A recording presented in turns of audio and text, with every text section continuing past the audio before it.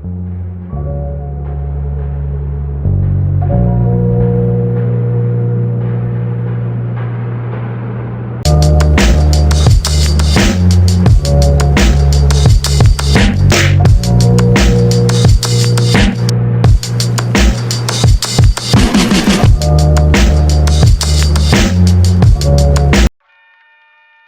All right. So, someday your prince will be in effect. This is one episode that came out in the early '90s. This is actually was aired this time, October 29, 1990. Was directed by Jeff Melman, and it's really the again first two-part episode that happens in the first season of the Fresh Prince of Bel-Air. If you don't want to know my thoughts of the Fresh Prince of Bel-Air, I do have a review that you can check right here that I did possibly, I believe it was 5 years, or possibly 4 years ago, on my whole thoughts of the season, of the whole Fresh Prince series. So definitely check on about. But just to go in a bit of it, like Fresh Prince, The Simpsons, Malcolm in the Middle, more not too much Maureen, but like a lot of these type of TV series were a big part of my childhood. So I could remember going back when I was finishing school, and Fresh Prince, Malcolm in the Middle, and Simpsons would play after finishing school. So it's so much nostalgia, going back and watching this episode again. And that's it. Definitely check out my full review on Fresh Prince. Even now, my thoughts haven't changed. Fresh Prince is still a dynamite series that will long live in a lot of people's memories and nostalgia of how we were first introduced to Will Smith, introduced the right way, not 2023 way. But moving on. So, again, when you're watching the Fresh Prince, it's really important to start from the first season and watch the other seasons. Watch the seasons that go past it, because if you're someone who's only watched maybe the season 6, season 5, I'm a big fan of season 2. I think that's the best season in Fresh Prince, just like mine. But you see Will Smith's Will Smith's evolution and his trajectory to becoming this big box office star he is now. But in the first season, and we're talking on this episode specifically, Will Smith was very goofy. Just the way he acted, he actually in some ways comes off a bit annoying after seeing him in this episode, seeing him in the season. He's just very like a class clown, someone who's always just trying to make a joke. You can't really take him as seriously as you see him later, But the charisma was still there. So someday your prince will be in effect. The episode starts off with basically Will. He's just he's in the mansion. He's reading a magazine, and Carlton actually they make like a wager, because Carlton, especially in the first season, he's seen as Will's rival. Like Will is from Philly. He loves hip hop. He can play basketball. Some girls, like him. And where Carlton Alfonso Ribeiro was he was intelligent. He was on the debate team, very sophisticated, very classy, and was very focused on becoming following the footsteps of his dad. So very different characteristics, and especially the way they were personified, the way how they acted, especially in the first season. Again, they were more opposites. Opposing sides later on they gradually become. So they make a wager, they make a bet that they have a Halloween party that's gonna be in the Bel-Air mansion, and Will and Carlton say, okay, we're gonna see who can get a date or who can bring the best girl to this Bel-Air mansion, and Will thinks this is a piece of cake. This is not how he believes it's gonna go down. What's cool with this episode is it takes the main characters of Will, Carlton, Uncle Phil, the gorgeous Hillary Banks, Vivian, the real Aunt Vivian, and Ashley, all outside the mansion, because you have a lot of episodes again that focus on the Bel-Air mansion, the set. Mostly in majority of episodes that they actually go outside the mansion. They spend majority episode in a shopping mall where the whole family is gone. Will and Carlton are trying to find the date for the party. Hillary's with Ashley, they're doing their shopping. Vivian actually spends a lot of time. She goes in this booth, and she's practicing her vocals. One guy actually pushes her, saying, "Ah, you can be a great. We can make your own like record, like a demo." And they actually start playing her, and she goes into this kind of Tina Turner mode where she's like, where she's reciting all of Tina Turner's great hits from back in the days and all those notable great music artists from before. So she gets stuck there, and Uncle Phil's there. He's just trying to shop for accessories that he can use for pretty much himself that can help him. So they're all in this mall, and they will split up. When Ashley's with Hillary, they're actually doing shopping, and she Ashley forgets to take like a hat because Hillary was just using her to say, "Oh, I want this, I want this." Ashley was just gonna follow around all this this store. And they actually leave the store, and then like the alarm goes up, and the security guard, who I've seen in other sitcoms as well, he basically takes her in.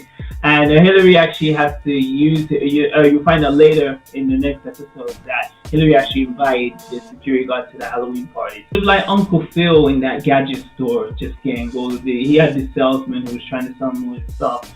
Will and Colin, towards like the climax of the first episode one, Will and Colin are just like all around the mall, just like trying to get dates, with girls. It shows scenes with Colin, again displaying how he will go and talk to a woman, again very like confident. I Carlton Banks, he's like that, and some of the stuff doesn't go successfully. And the same with Will. Will actually tries to impress one girl where they're playing, I believe it's Bill with Bill, the ones from New Edition. He's playing one of these tracks. Will goes onto the stage and he says, he actually tells the girls like, "Oh, you like sweet dance moves? Peep this, so 90s, peep this." He goes onto the stage and he makes a complete clown of himself with the most whack-ass dance moves. It's like boom, boom, boom, boom. And then she blew him off the stage.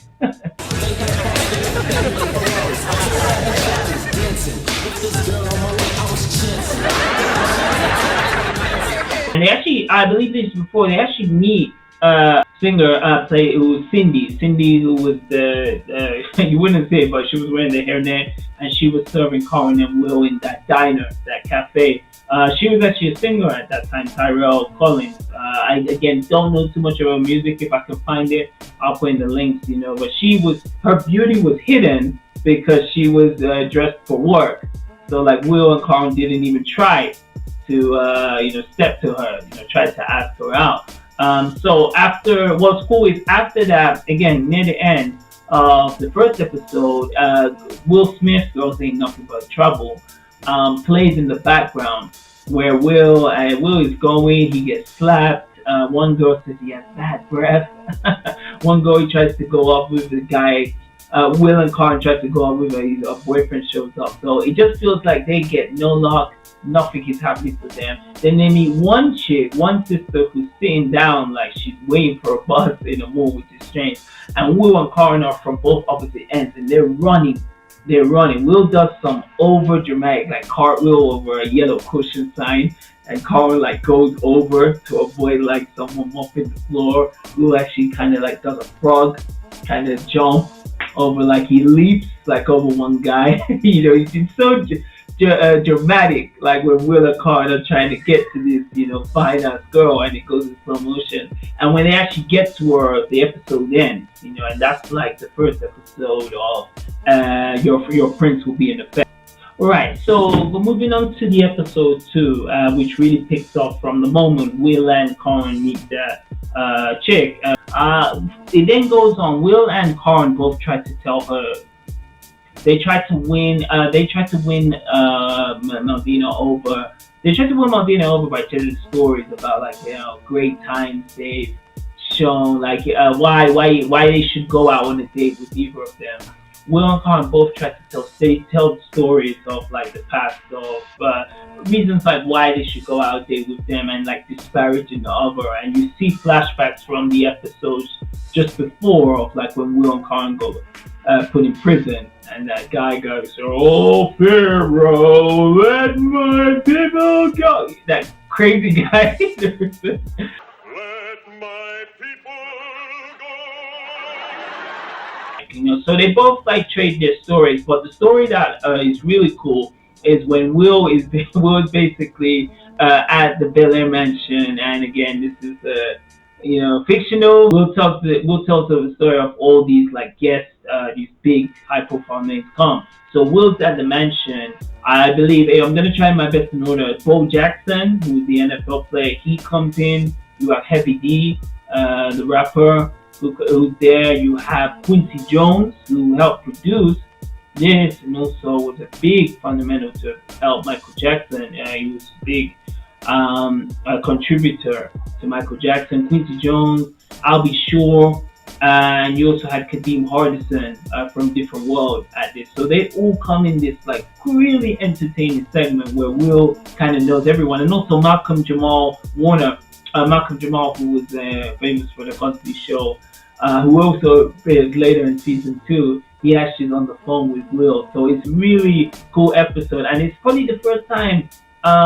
especially then, where you saw so many of these guest stars from other like forms of entertainment. It could be another TV sitcom or music, all gel into this like segment, which is really dope. Will really highlight of not just only this episode, but the whole season 1. And maybe even the whole entire damn thing, but it's one of my favorite segments when Will's just saying like to Quincy Jones, first check your ego at the door.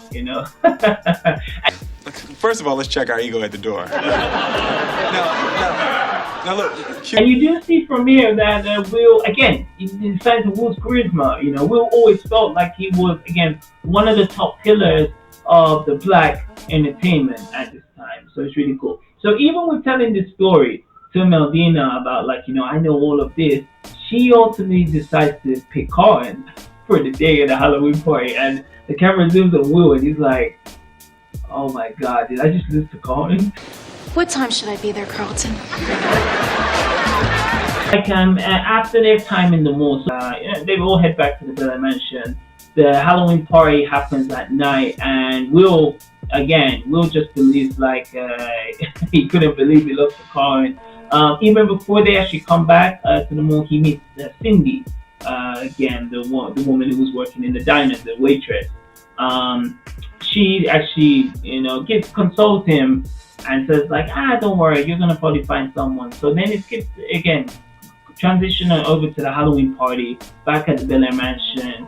Carlton dressed as a vampire, Count Blackula or whatever. He's just like as a vampire, and he's with like the girl Meldina.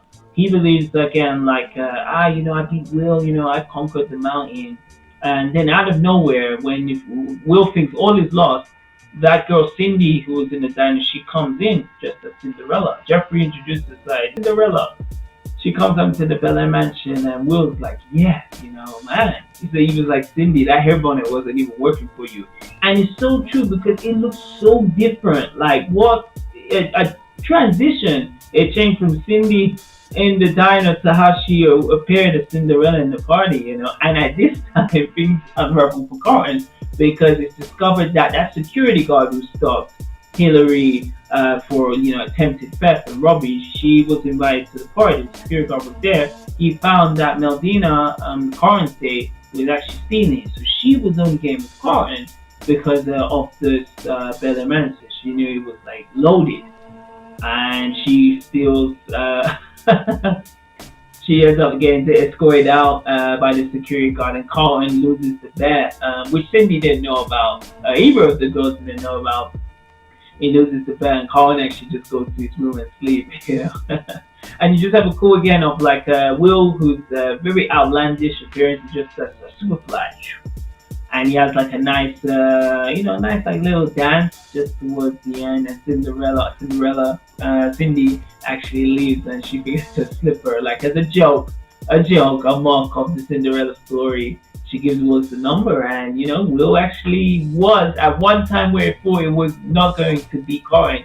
He actually wins, and then the final scenes of the last of Someday Your Princess will be in effect is some trick-or-treaters come towards the Bel-Air mansion, and instead of giving them candy because they will run out, and as she tells them, well, we don't have any candy, guys, what can we do? Will actually Will actually tells them like a scary story using his kind of raps and lyrics and you know, so it's a funny story he tells the kids. And the punchline is he describes this Bel-Air beast to be Carlton. Carlton, who was sleeping because he was upset. He comes down just when Will is still finishing off, finishing off telling the story to them, and he says like, "Oh, there he is," and then it fades to black. This is a very, for me, this is a very like a más importante episodio in the Fresh Prince of Bel-Air. This was one I always remember seeing, back when I was younger, and so it's very cool. And yeah, so like with this episode, what's really cool as well is if we mention like some trivia, about this, like the episode title is a reference to "Someday My Prince Will Come," it was a song from an animated show. So they just changed "Someday My Prince Will Come" to "Someday Your Prince Will Be in Effect," which Will actually says a partial of this in the episode when he is with Cindy. And then like in the party when they're there, as Uncle Phil is dressed as comfortable man, he was the only one who didn't wear a costume. There is a girl like in a rat costume, it's portrayed by Anastasia Ali, who also actually Tatiana Ali's younger sister. She actually appeared in the party of there. And also another trivia as well is Malcolm Jamal Warner. I may have said Malcolm Warner, Malcolm Warner Jamal. Apologies.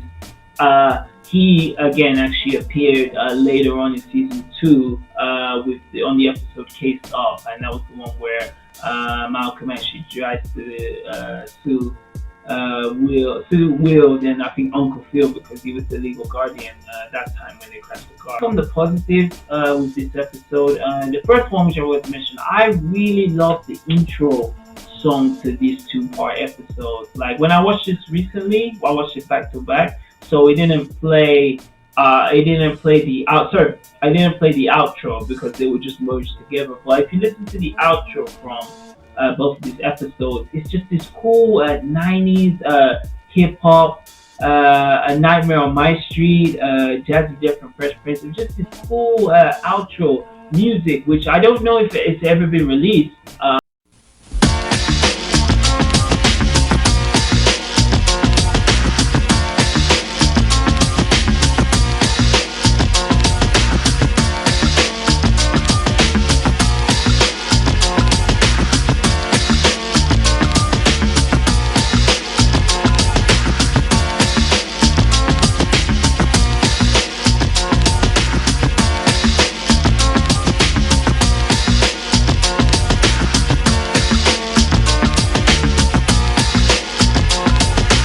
Put on YouTube, but it's a slamming track, and it goes well with the vibe of Halloween.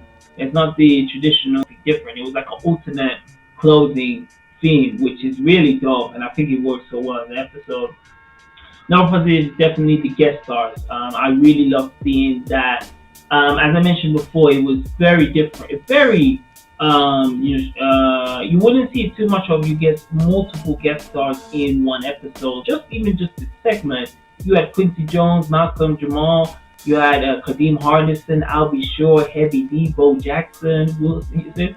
The amount of stars that were there at this time, and I always say this, you cannot replace these real stars of the 90s and try to compare it to the era now. These were motherfucking stars at this time, and it was just great to see them all together, Possibly, with the negatives with this episode, it's not too much. I think the only thing is you really see how goofy Will is in the first season. I even think Will Smith now, especially with everything that's happened on, in his life. I think it may be like hard to watch sometimes him in the early episodes. I'm just saying it's strictly just season 1, because season 2, even though it's just 1 year after, Will sort of matures a bit more. He's not as like a rival with Carlton as much. It's more like with the family. Then by in the first episode, it felt like he was always the class clown. In the first season, he always felt like as a class clown, and you see it very much in the episode. Sure, he beats Carlton and he ultimately gets the girl, but it just felt sometimes it was too clownish at times. And I love Will Smith. Again, with everything that's happened on. So it was nice seeing a different version of Will Smith at this time. So, yeah, folks, that's my review, analysis, rundown of the two-parter, the first two-parter of the Fresh Prince of Bel-Air. Someday your prince will be in effect. Someday your Fresh Prince will be in effect. Let me know, if you lot have seen this episode. I'm sure a lot of people have, because we're all Fresh Prince of Bel-Air fans. And yeah, I can definitely recommend this to a lot of people being this Halloween. This is why I decided to review it. Definitely go check this out. It's a cool Halloween episode. So you can let me know what you think about Fresh Prince in general. As mentioned, I already have a review of the Fresh Prince on my channel. If you check my playlist, it's already there. Would love to hear your comments on this, or even just Will Smith in general. Put that down in the comment section below. So yeah, guys, thank you so much for taking time to watch this episode review. Have a happy Halloween. Take care, and I'll see you on the next one. Peace.